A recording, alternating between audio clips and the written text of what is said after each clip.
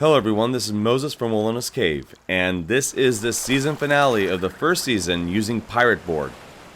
Now, for a quick recap, in the last episode, Captain James's team had a conversation with Bedessi, the voodoo priestess, and she gave him a glass bottle. As James looked into the bottle, he saw his pirate ship, the Burning Ghost, in the middle of the ocean with huge waves. Bedessi states, "You know where you are, Captain James. If you want the answers you seek, then all you have to do is open the bottle." Then she disappears and the entire room became dark. At that moment, 4 different doors appeared before Captain James and his crew. I asked community to give me ideas on what could be behind these doors and that I would choose 4 of them and give you a shout out as well. I am grateful to everyone that had submitted an idea. Thank you all. I only can choose 4 scenarios though, but I am going to give everyone that submitted an idea a shout out right now on the screen. Now, how this is going to work is I choose 4 of my favorites, and then I'm going to roll a d4 to find out which door they open. Door number 1 was from Solitary RPG, and his idea was that each door has a memory or a ghost from each of their pasts, some that they loved and lost or betrayed, and have felt guilt for what they did. Door number 2, Dawn C. Door number 2 opens to a scene where the crew is waking up, tied to stakes in the ground. There are savages dancing around them chanting, next to a huge fire. The leader of the cannibals is preparing an oversized cauldron for the secret ingredients. The crew can see the flag for the Burning Ghost over the tops of the nearby palms. If they can escape the stakes and make for the ship, they have to cross a beach freckled with zombie heads sticking up out of the sand like a minefield and snapping at the fleeing pirates. Door number 3 from Sam Akichi. One door leads to somewhere that the monkey considers a paradise. Monkey Paradise route. And finally, door number 4 from Tom Wood. The door opens to the past. It is Captain James's childhood home. There the crew sees a scene that helps explain his personality, hopes, and dreams, or the reasons for his future turn to piracy. Once again, I thank everyone for sharing their ideas. Okay, so now I'm going to drop in a d4 and roll it. And it rolled on a 2. So the Gonzo scenario it is. Here we go. So Captain James and his crew walked through door number 2. And then everything went dark. The crew wakes up with their hands tied down by stakes to the ground. Now, with this scenario, I'm not going to roll for to see if there's scene modifications through Mythic. It's going to be played as is, so it's exactly what the people responded with their comments. It's not going to be modified.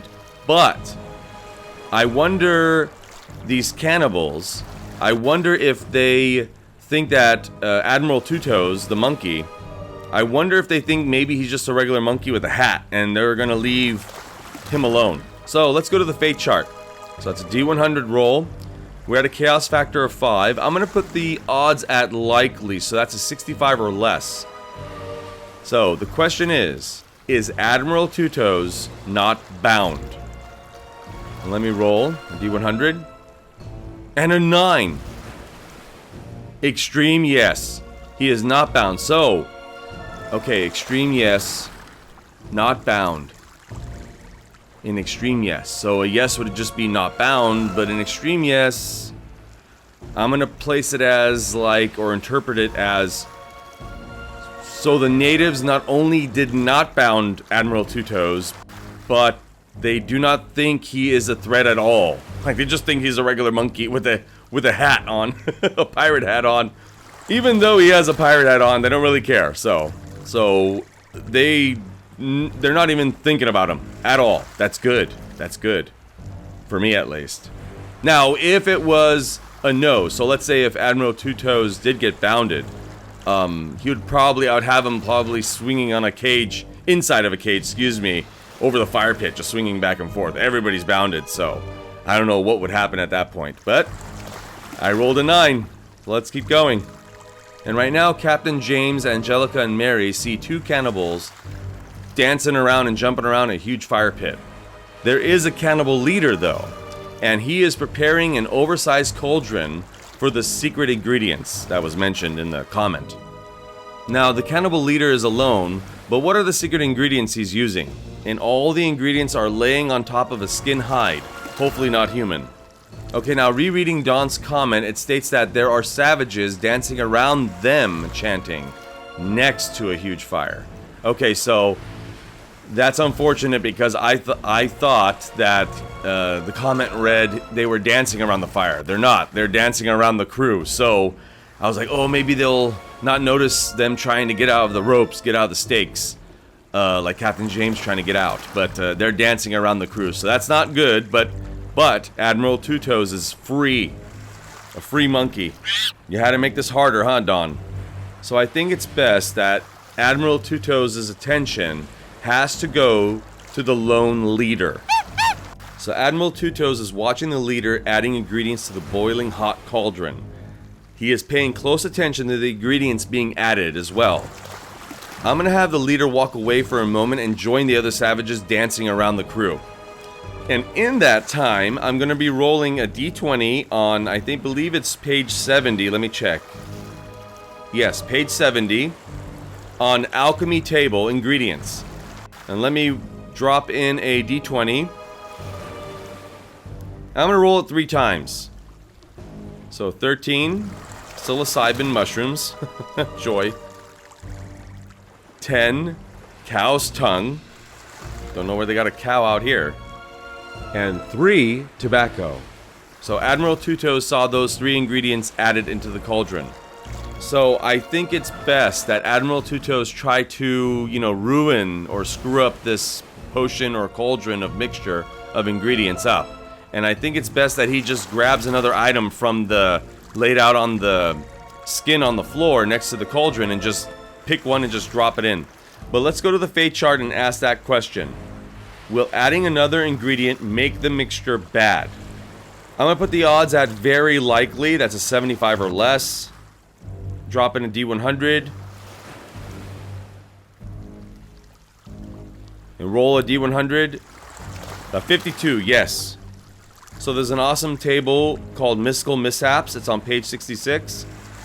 How will this ingredient screw up the mixture? Here we go.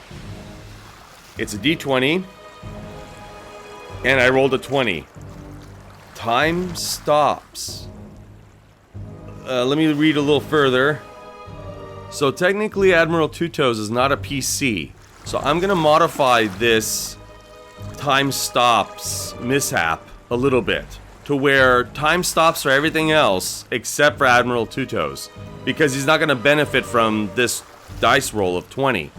One of the benefits is the spirit score is increased by 1. So he's not going to get any of that. That's not fair, in a way, to Admiral Two Toes. So the benefit is time is going to stop, but not for him.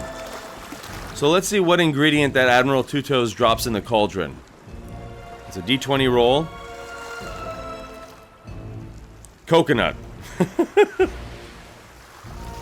So once Admiral Two Toes dropped a coconut into the cauldron, he notices all of the sound around him slowly went quiet. Also, everything stopped moving. He starts freaking out a bit. As Admiral Two Toes always does.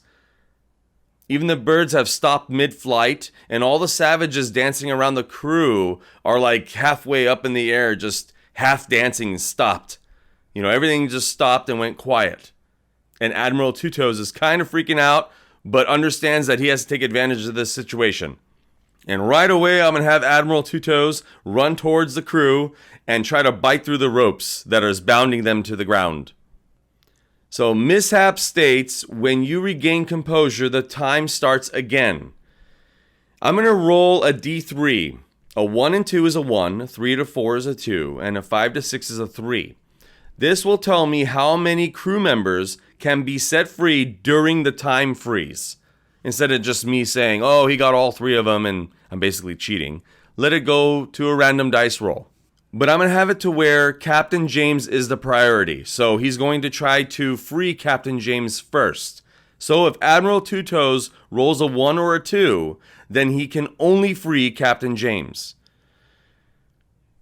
So let me roll a d3 and see how many crew members he can free in the time freeze. And I rolled a 1. So Admiral Two Toes runs towards Captain James and bites through his ropes. Once Captain James becomes free, the surrounding sounds and movements slowly return. The savages, though. The savages and their leader all stop dancing and look at Admiral Two Toes with his pirate hat on and Captain James. So I have to think really fast now. So Captain James tells Admiral Two Toes, you need to set Mary free. We need her to use her musket now. And she's very good with her musket. But here's the thing. How far are the crew's weapons? So the weapons aren't just lying around the crew members. They had to have, like, stockpiled them or piled them up somewhere nearby. So I don't think the savages would have left the weapons just laying around the crew members. That wouldn't make any sense at all. So I wonder how far are the crew's weapons? Like, I'm assuming the savages put them in a little pile next to the fire pit, but, you know, quite a distance away. So let's find out. So I'm going to make it simple. I'm going to just roll a d20 in feet. So if I roll a 10, that's 10 feet away, etc. So let me roll a d20. And unfortunately, it rolled on a 20, so it's 20 feet away. Now, let me remind everybody about Captain James. Captain James is a sorcerer with only 1 HP. That's what I rolled on when I created him. And he has 0 armor. So, it's fragile, but a sorcerer. And the captain, overall. So Captain James looks around and he sees the weapons. It's quite a distance, but he sees it in the distance and will have to roll attack and defend to reach it. Because, obviously, they're going to catch up with him. He can't make it in just one move. He can't run there in time. So he's going to have to encounter the savages, unfortunately. Now, it would really help if I had Mary freed up as well. So, how long will it take for Admiral Two Toes to release Mary? That's what I'm really concerned about right now. So let me roll a d2. That's basically like a flip of a coin, but I'm going to use a d4. So 1 to 2 is a 1, and a 3 to 4 is a 2. And this is going to equate to how many combat rounds does Captain James have to encounter for Mary to become free. So let me roll a d4. And it's a 4. Great. So 2 combat rounds to release Mary.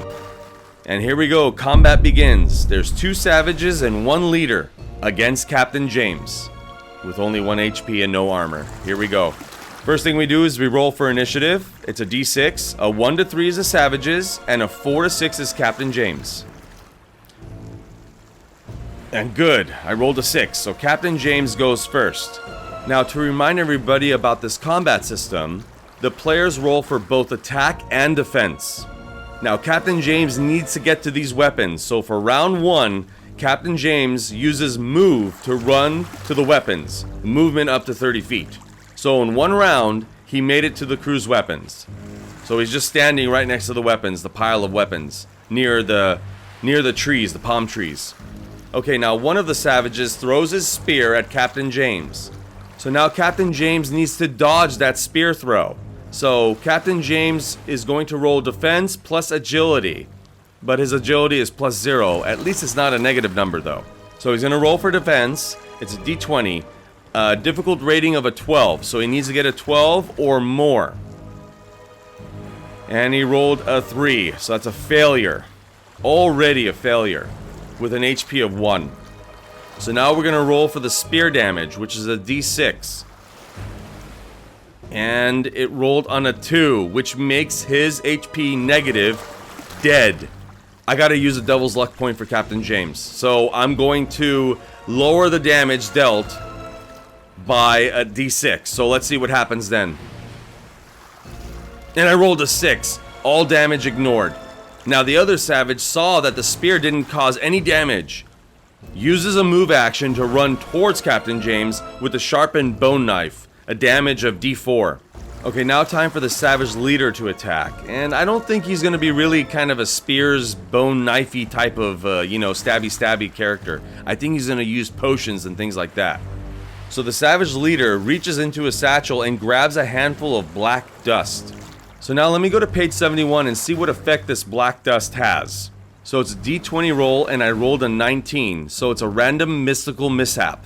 Oof, say that 10 times fast. So now let's go to page 66 and roll a d20. And it rolled on a 13, which is a massive earthquake shakes the ground.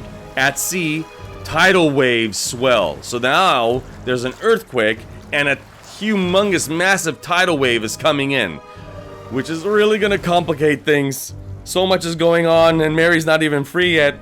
So the savage leader throws the dust onto the beach sand and the ground begins to shake and the palm trees begin to sway back and forth violently. All the crew members can see a massive wave appear. Okay, now we're at round 2, and because of this massive tidal wave that's coming in, I'm going to set it to where it's going to hit land and be like massively destructive in 5 more rounds. And that's all they got left to figure out how to survive this tidal wave from pulling them into the ocean or drowning them. So Captain James looks over at Admiral Two Toes and you can still see him trying to bite through Mary's ropes, but he can see a lot of fraying, so it's pretty close that Admiral Two Toes is going to free Mary, which we know is going to happen at the next round. So Captain James sees that Mary is not freed yet, so to keep the savages away, he stands his ground near the weapons. I mean, that's the only thing I can think of. We don't want the savages going to Mary. We don't even want the savages looking at Admiral Two Toes right now. But I can see now that Captain James is really weak. I mean, it's only 1 HP, and he really can't take any damage, or he may, perish. I don't need that happening right now, or at all, really. So I'm gonna have him cast Protection, which is on page 45. So Protection is you summon a ghost or a spirit to watch over the souls, and he only has level of 1 on this particular spell, so it's only 1 soul, himself, obviously. You could do it on you or your allies. Everyone who is protected gets a D2 protection for 1 hour, as if wearing extra armor, which he does not have, so we need that going on right now. So right now, Captain James summons a spirit, a pirate spirit, to protect him. So now the savage that is next to him with the bone knife was very surprised to see him use magic. But I think that he still just ignores the ghost and attacks with his bone knife, damage a D4. Basically his leader is a magic user too, so he's not frightened, he's just surprised that this pirate knows magic as well. So now Captain James has to roll defense again, which is D20 plus his agility, which is a +0. DR of 12, difficulty rating of 12.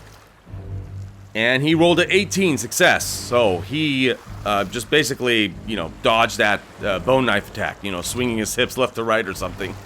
So now the other savage, the one that doesn't have a spear anymore because he lodged a spear at Captain James. He sees that there's a ghost now next to Captain James, so decides to run to Admiral Two Toes, using a move action. Captain James notices that though. So lastly, the savage leader. I don't think the savage leader wants to fight in terms of like melee or, with a bone knife or anything like that. He just wants to use magic, so he doesn't want to confront Captain James. And he can see that Captain James has some tricks up his sleeve, so he's a little worried about that. So he decides to run and climb up a palm tree for 2 reasons. 1, to get a better view of the combat area, and 2, it's safer when the wave comes, obviously. So now we begin round 3. The massive wave incoming is in 4 more rounds.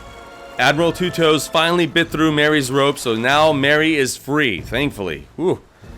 So now it's Captain James's turn again because he leads the initiative, and I had to ask the pirate board community on what to do if a teammate tosses an item to another teammate. Does that count as an action? And the consensus was that if it would take enough energy or enough if it's a far enough distance to where it would be warranted, and this is 20 feet away. So basically Captain James has to bend down, pick up the musket and the bullets, basically the bag of bullets, and toss it all the way to Mary. So that's a big swing to throw this musket towards Mary, so it's gonna count as a move. That's unfortunate, but it's only fair. It's gonna count as a move. So Captain James sees that Mary is free. Since he is 20 feet away, it will take an action to toss Mary's musket and ammo, which he does. That's what he does. So that's his move. So he can't attack, can't run, nothing. He just tossed the musket to Mary. So now it's Mary's turn, because that's how the initiative works. 1 to 3 enemies go first, 4 to 6 PCs go first. So Mary sees her musket flying through the air and catches her musket and quickly aims it at the savage that ran towards Admiral Two Toes and her. So let me roll for range plus presence, which is a +5 for Mary, +5. Now it's a d20, difficulty rating of 12, DR 12. And she rolled a 15, a success, but not a critical. It's okay though. Now let me roll for damage. That's a 2d6. And she rolled a 9. Now the savage has an HP of 5 and a morale of 8 and no armor. So Mary just aimed her rifle, aimed at him, and shot. And a direct hit, a strong hit from Mary. And it basically split the savage into 2. Incapacitated. And there's no enemy morale test right now either. So right after that savage split into 2, Mary yells out to Captain James, "We need to get Angelica loose. The wave is coming in fast, Captain." She then bends down and quickly picks up the sharpened bone knife from the recently departed savage. And that's the end of her turn. Okay, now for the other savage that is near Captain James, he's going to try once again to hit Captain James with a bone knife. Let's see. So Captain James is going to roll for a defense. That's a d20, agility of +0, a DR of 12.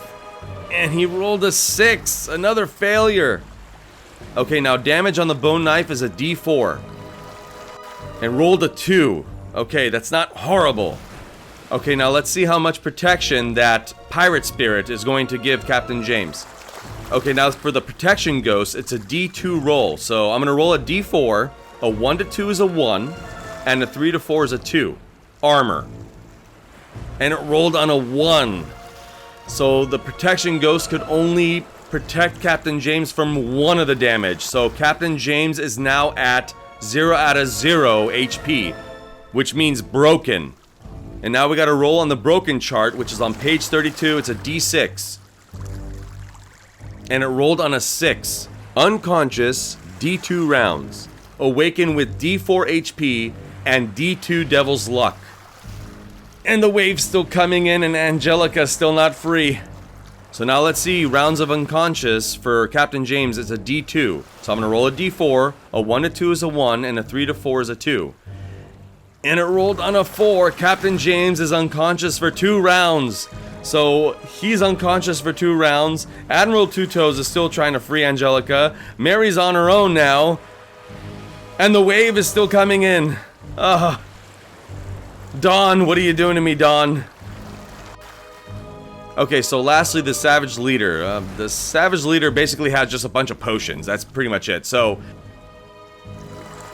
let's say he throws a red potion now on the lone savage near Captain James' unconscious body, of course. The savage then begins to levitate and lands on top of the palm tree near the leader. So now the leader and that savage are on palm trees, way up high. And we begin round 4, and the massive wave incoming is in 3 more rounds when it hits land. So first, Captain James is out. So first, Mary sees Captain James go down and looks at her sister still bound next to her. I don't think we need to wait on Admiral Two Toes at this moment. We gotta hurry up. So Mary uses her action to use the bone knife to cut through Angelica's ropes, the one that she just picked up, that bone knife. Angelica is now free, thankfully. And then Mary thanks Admiral Two Toes, but says, "This bone knife's a lot sharper than your teeth, monkey." And then he's getting all anxious. Okay, so Angelica's turn. Angelica stands up and tells Admiral Two Toes to follow her to save Captain James and retrieve all of their equipment. You know, he's laying basically on top of all of their equipment on the floor. Angelica and Admiral Two Toes are now next to Captain James, so they just moved up there. So basically, she probably put Admiral Two Toes on her back and ran. Okay, now I'm gonna have the savage that's next to the savage leader climb down the palm tree and run into the jungle, away from the ocean, away from the beach.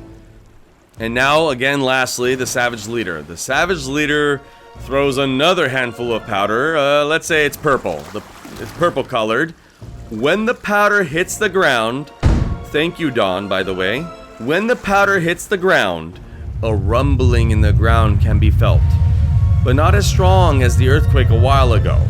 Then the heads of the undead, zombies, slowly emerge from the beach sand, just gnawing away and chomping and making, growling sounds. Now we're at round 5. The massive wave incoming is in 2 more rounds, and we got an unconscious captain.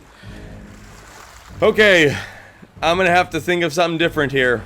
Mary and Angelica realize that they are not going to make it back to the burning ghost in time before this massive wave hits. So, the first move or action, Angelica has cheap gear, okay? She has cheap gear, one of which is a 30 feet piece of rope. She tells Mary and Admiral Two-Toes for all of them to grab all the gear and help pick up the captain, which they did.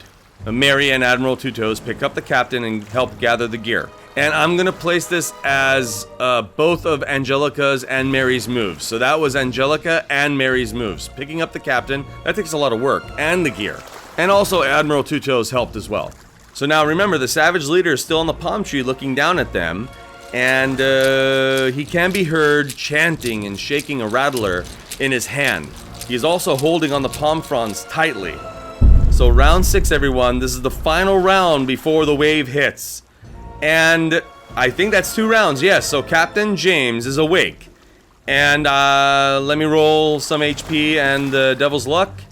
And it's 3 HP for Captain James and 2 Devil's Luck. Okay, that's good. This is some good news now. But basically, Captain James, he's not, I'm not going to play it as he just woke up. And, oh, hey guys, hey, oh, now, there we are. Okay, I'm good. No, he's drowsy. He's like, what's going on? What's happening? Why is there a big wave coming in? Or, he's not all there yet. He's not 100%. But he does have 3 HP and 2 Devil's Luck points, so that's really good. Okay, now the entire crew is at the palm trees now. Angelica tells Admiral Two-Toes to take their main weapons with him and climb the palm tree all the way up to the top. So Admiral Two-Toes is holding all the weapons on top of a palm tree, just trying to hold on and freaking out. Okay, they gotta move quick, so Angelica gets her 30 feet of rope and ties it around the tree, then herself, and then ties it around Captain James's body. And then Angelica holds one of Captain James's hands. Okay, now Mary's turn. Mary picks up the slack of the rope and ties it around herself. Then with one hand, she holds onto Captain James's other hand and wraps her other arm around the tree to hold Angelica's free hand. So basically, like, they're doing one big circle, holding hands around a palm tree. Everybody holding hands, and on top of that palm tree is Admiral Two-Toes looking down, freaking out with all the weapons in his hands. And lastly, of course, the Savage Leader. The Savage Leader just stops chanting and stays still, which is not good for any of them. They notice that and they worry. Like, if he's staying still and not like trying to like throw another potion, this is gonna be a big, massive wave coming in. And round 7, the massive tidal wave hits. The massive wave hits land. Mary and Angelica are holding as tight as they can. And Captain James yells, "Hold on tight and use all the strength you can muster." At that moment, all 3 of them are deep underwater. They could see the heads of the zombies in the sand still moving and opening and closing their mouths. Now Admiral Two-Toes is still on top of the palm tree looking down, and he's really worrying and freaking out. Okay, while still underwater, Angelica, Mary, and Captain James all have to do a strength test. And basically, it's just the strength of holding on. It's a D20, and I'm going to set this at a difficulty rating of 14. So a DR of 14. So they have to roll a 14 or more to hold on. Okay, now Angelica's going to go first. She has a -1 modifier to strength. And she rolls a 9. -1, 8. That's a failure. No. Devil's Luck. I gotta remember these Devil Luck points. Devil's Luck. Roll again. And she rolled a 15. -1, 14. Right on the money. Woo, that was close. Okay, now Mary. She's a +3 to strength.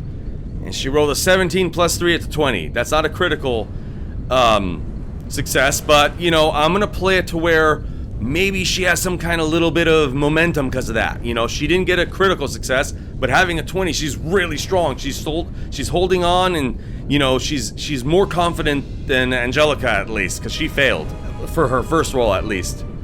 And now Captain James, droopy, tired. What's going on, Captain James? What's going on here? And Captain James is a -1 to strength. And rolls a 5, a -1 is 4. That's a failure. Oh, forget it, let's just do a Devil's Luck 2. He has 2 of them now, so... A Devil's Luck, roll again, a 2! Oh no, -1, that's a 1, a failure. But you know what? You know what? It's not a critical failure. If he rolled a nat 1, that's a critical failure, everybody would have been looking at Captain James's body floating, or not even floating, just sunk and gone. Probably forever. If he rolled a 1 right there, we would have lost Captain James. But he rolled a 2 going to a -1, so it's not a natural 1. Mary rolled a 17 plus 3, which is a 20, which is not a natural 20, but I said there'll be a little leeway. Let me ask the fate chart right now. And if this doesn't go well, Captain James goes into the dark ocean, all on his own. So Angelica and Mary hold on, but Captain James is still not fully recovered and is still weak. So this is basically Captain James is still weak, and he can't hold on. I'm gonna roll in the fate chart for this one, because Mary got an unnatural 20, you know, giving a little oomph. And Captain James didn't get a complete or critical failure, excuse me. He didn't get a critical failure. I'm gonna go to the fate chart. D100 roll, obviously. I'm gonna put the odds at unlikely, so that's a 35 or less is a yes. A 35 or less, unlikely. Does Captain James get saved from going into the ocean? You know, basically the rope becomes untied and he struggles to hold on. Does Mary save him? Like, you know, basically grab him or something like that, because she has a little bit of extra strength in her. Let's roll. And rolled a 32. That was so close. That was so close. I saw a 30 and I was worried. Okay, so that's a success. Oh, almost lost Captain James. So Captain James struggles to hold on, but Mary grabs a hold of Captain James's jacket. But, you know what? Give and take. He got his life, but he loses something. Captain James loses something. He got his life. He didn't perish into the ocean from a failure of a failed roll, but he loses the ship in the bottle that Badessi gave him, the voodoo priestess. So, you know, basically it was in his jacket and slipped out, and now it's, you know, basically being pulled back into the ocean. Who knows where it is? It's full of air, so maybe it's floating, hopefully forever, so they can find it later, but he loses that ship in the bottle that was important to him from Badessi. So at least it's a give and take. So the wave slowly recedes back into the ocean, but the crew is still underwater, but the savage leader sees that the crew is still all there. They're still all alive. So he gets frightened and jumps down really quick onto another palm tree that's not in the water and slides down the palm tree and runs away. But while running away, the leader drops one more potion on the ground. And with that, the combat currently has ended. The crew is still unsafe and they need to get back onto their ship, the Burning Ghost. There are many questions that still need answers though, such as, what did the magic powder do that the savage leader threw before running away? How will the team get across all those undead heads that are protruding out of the sand? Will the crew ever find the ship in the bottle gifted by Badessi? And why did this video take so long to edit? Well, some questions may never have an answer though. I hope you all enjoyed the first part of the season finale of my Pirate Borg solo adventure. Thank you all for your patience. Onward and happy gaming, everyone. Bye.